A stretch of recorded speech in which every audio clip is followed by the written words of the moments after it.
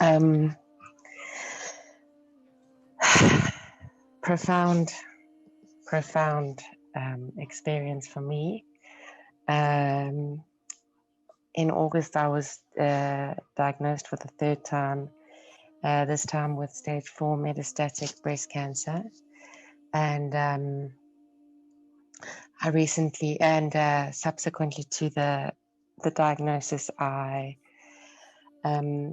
immersed myself into Dr. Joe's works, his books, his meditations, his teachings, anything that I could get my hands on.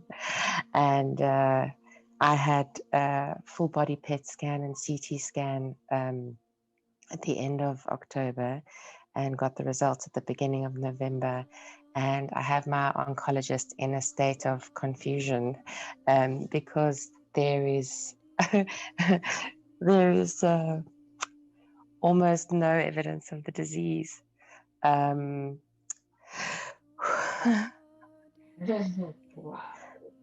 Yeah.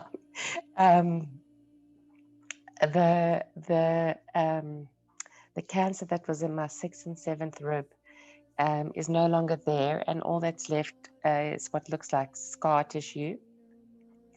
The cancer in my femur is gone. And there was such a tiny, tiny little bit of evidence of the 4th rib that it barely made the report. And she was quite anxious because she thought that I was going to sue her for medical malpractice. And she said to me, look, all she kept saying is, I don't understand. And I very, very gently said to her, I understand that you need to understand, but you need to know that I don't need to understand because I know what happened. And I'm like, everything happened exactly the way it should. And I don't need an explanation.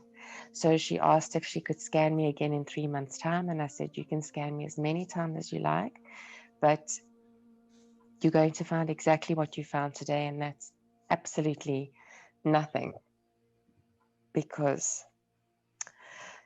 And inside I'm saying, like, I healed myself, but saying that to a medical doctor just kind of makes you sound a little bit crazy. So I just want to say thank you so much. Thank you for sharing. I only attended 2 of these groups, and like after the very, very first one and listening to my recording, like I had a very unexplainable, profound experience happen to me, and I knew from that minute that the cancer was gone, and that was already in September, and I've been waiting with bated breath, so excited to have the scan, and in my heart I knew, and I just want to thank you all so much for this work that you do. Oh, Monique, thank you for sharing. Thank you so much. And one day I plan on giving Dr. Joe a big hug and a kiss, and Manu, you a big hug and a kiss. All the time, maybe at the same place. Yeah. Oh, yeah. So I just want to say thank you, and the healing is real, and love is real, and joy is real, and it's real. It exists in all of us, and I have no words. I don't have enough words to thank you. And you haven't been to a week long, right? No, never. I'm stuck in South Africa at the moment under COVID lockdown. And the minute I can travel, I will manifest the money and I will make it there. Plan is to keep giving this gift. Please. My plan is to keep giving the gift some way, somehow. I share the message of Joe Dispenza wherever I go, to whoever will listen to me for more than 5 minutes.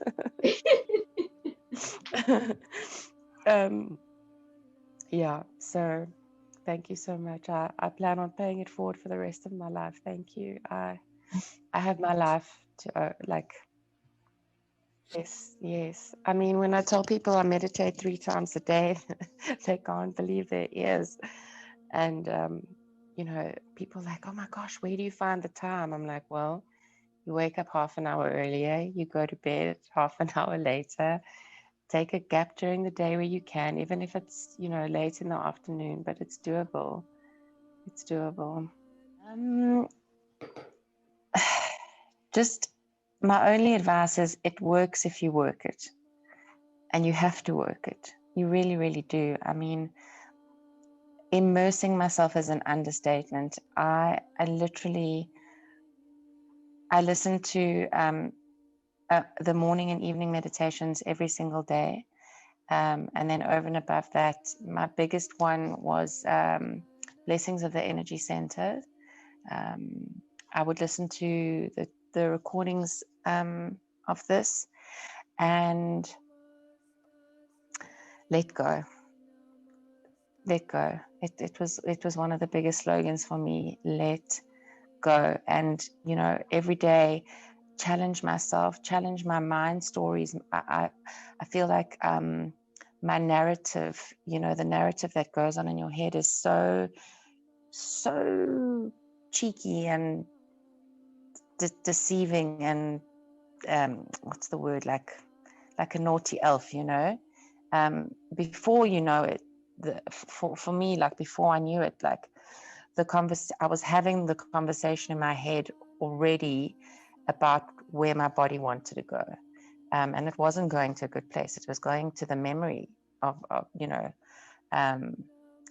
and through this whole journey, the one thing that stood out for me is that I realized I was addicted to suffering, and part of that was being attached to the memories of my past, because that hooked me directly into the suffering.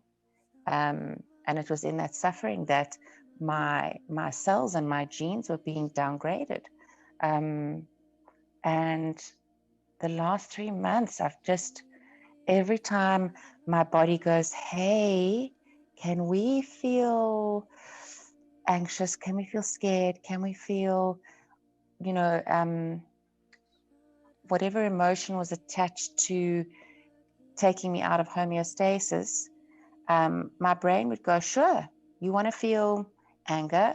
Let's think about that time in 1999 when that person abandoned you, hurt you, embarrassed you. Cool, let's play that movie 50,000 times in your head while you're driving to work.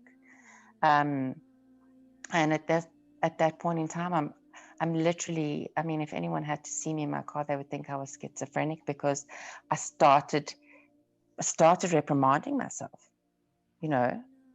and some of the conversations I've had with myself go something like, no, we don't need to go there. We don't need to think about that.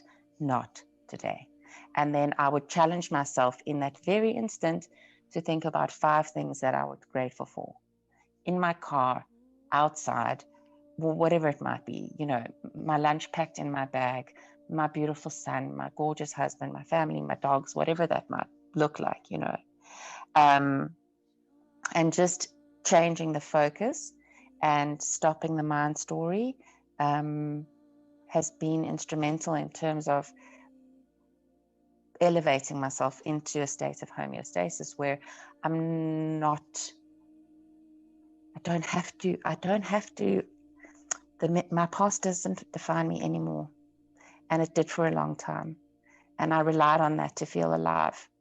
And I've come to realize through this work that